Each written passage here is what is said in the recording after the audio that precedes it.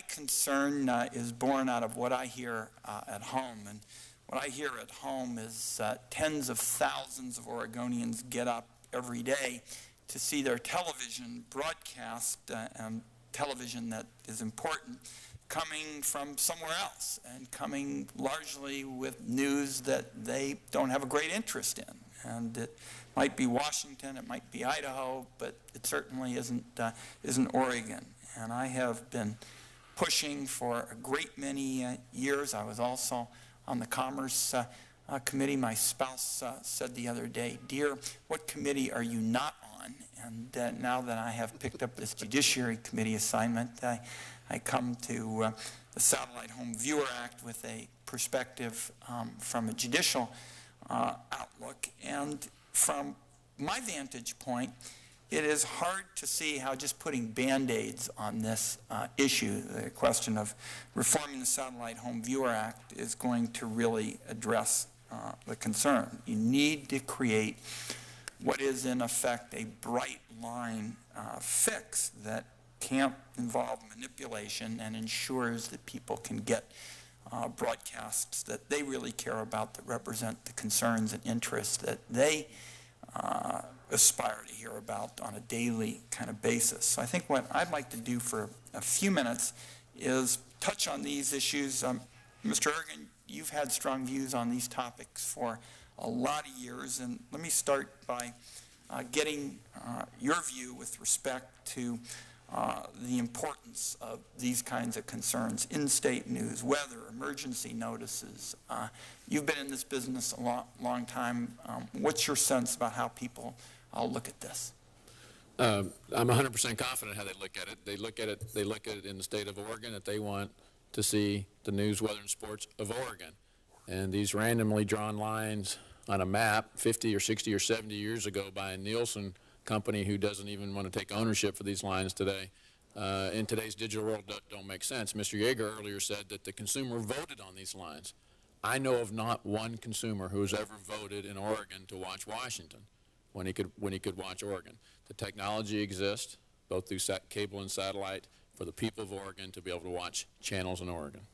And so your argument is that these rules are simply outdated. I mean, you talk about health reform, something you and I have talked about there. You're dealing with the 1940s, a day when people stayed somewhere at the workplace for 20, 25 years until you gave them a gold watch and a big steak dinner. And we're talking about reforming the health system to modernize these health rules. And you're talking about, I think, much the same thing as it relates to the Satellite Home Viewer Act. I just think I don't want to live in the horse and buggy age. I think that the internet and satellite technology, along with digital cable, these are fantastic technologies that are able to now deliver consumers what they want to watch, where they want to watch it, and only the incumbent generations of people who don't want competition.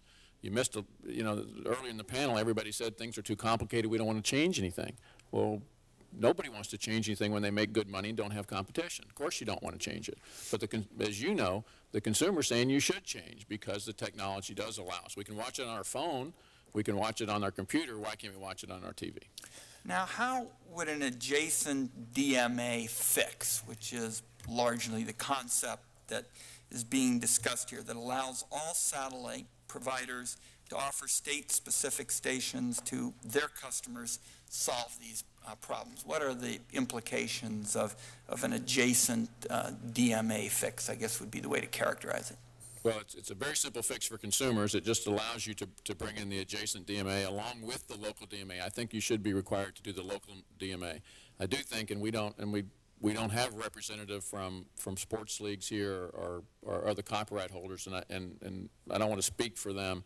I think that they would have to renegotiate their contracts around what I call expanded local, which is to expand the definition of local to include your current local DMA and an adjacent DMA.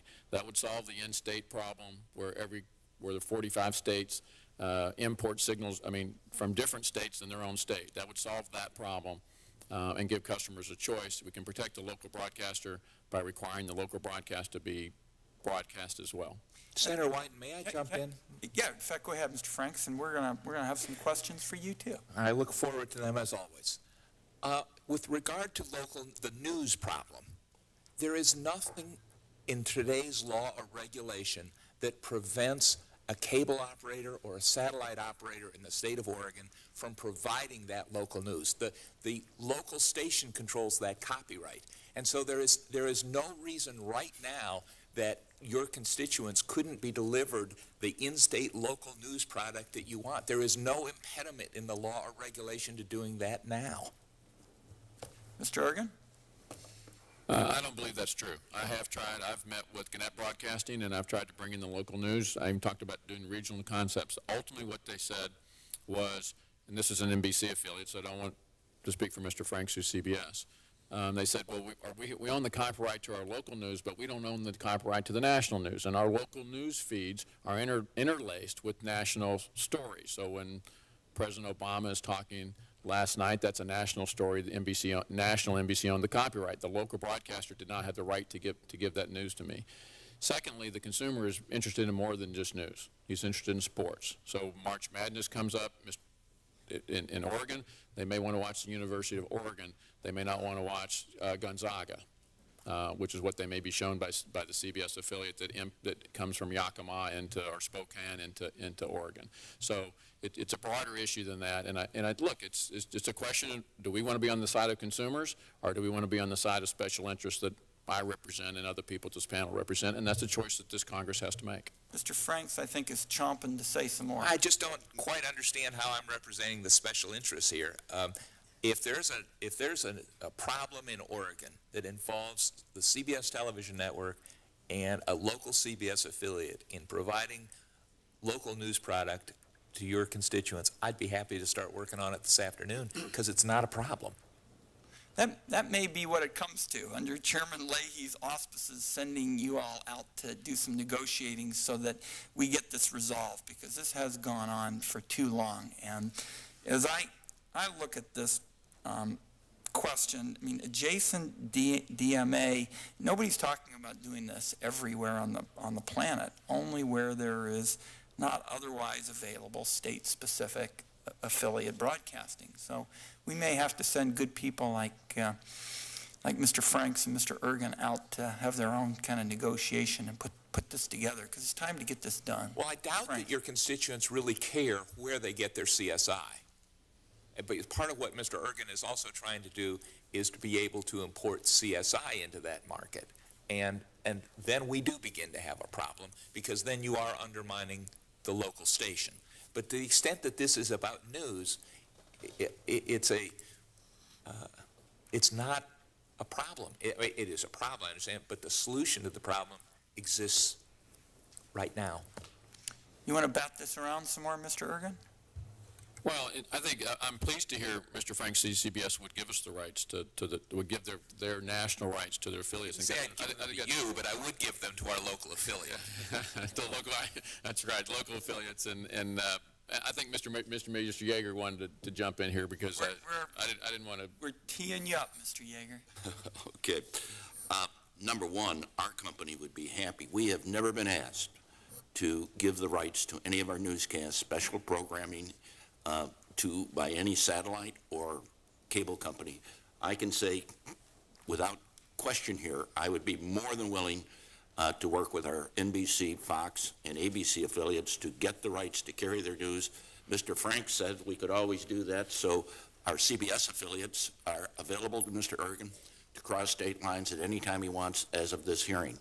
That's what's in the law, and we want to abide by the law. I wasn't aware that other affiliates might be using the network news angle and saying we don't have the copyrights. I think that's a simple problem to work out. That's promising. I think that's great. I mean, I think that's great, and I'm glad to hear that CBS will take the lead, and hopefully they can convince some of their other constituents or the other networks to do something similar. And I think Mr. Yeager made a kind offer as well, and I think that would be an important step. That's real progress. You can take the rest of the day off.